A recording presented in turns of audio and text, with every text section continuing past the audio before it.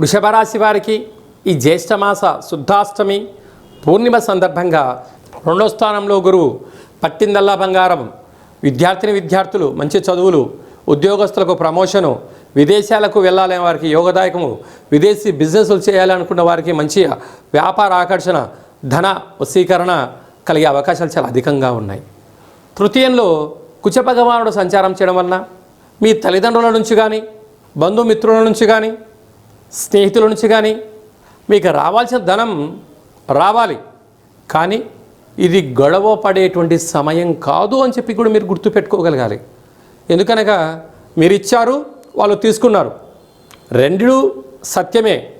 కానీ మీరు ఎంత ప్రేమగా ఇచ్చారో అంతే ప్రేమగా మీరు తెచ్చుకోగలిగినట్లయితే మానవ సంబంధాలుగా మిగులుతాయి. ఇవి ఆర్థిక సంబంధాలుగా మారాయని మీరు అనుకున్నారు